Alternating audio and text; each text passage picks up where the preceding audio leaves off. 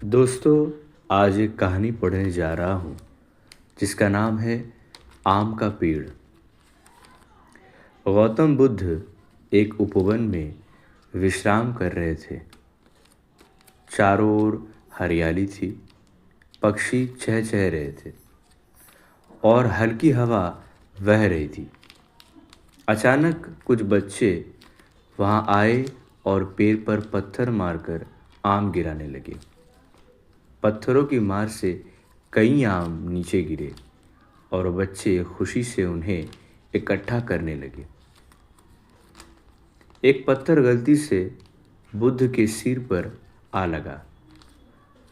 चोट लगने से उनके सिर से खून बहने लगे, लेकिन उनके चेहरे पर क्रोध या नाराज़गी नहीं थी।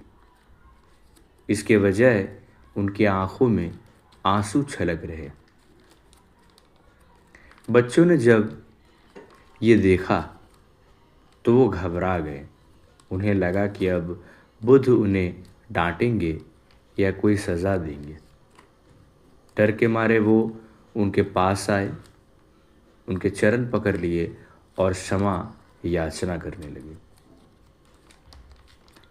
एक बच्चे ने कांपती आवाज़ में कहा, हमसे बहुत बड़ी गलती हो गई, हमें क्षमा कर दीजिए।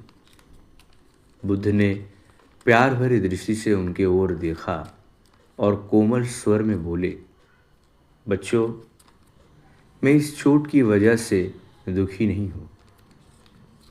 मैं इस बात से व्यथित हूँ कि जब तुमने आम के पेड़ पर पत्थर मारा तो उसने बदले में तुम्हें मीठे फल दिए, लेकिन जब मुझ पर पत्थर लगा तो मैं तुम्हें केवल भय ही दे सका। बच्चे ये सुनकर स्तब्ध रह गए। उनकी आंखों में पश्चाताप के आंसू आ गए। उन्होंने महसूस किया कि बुद्ध की महानता केवल उनके ज्ञान में ही नहीं, बल्कि उनकी करुणा में भी थी।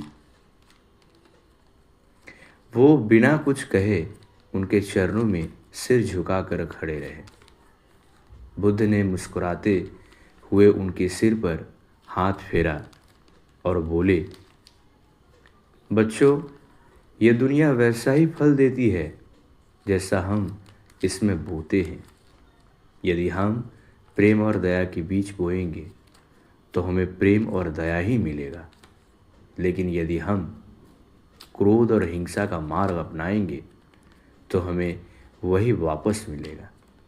इसलिए हमेशा प्रेम और करुणा से भरा जीवन जियो।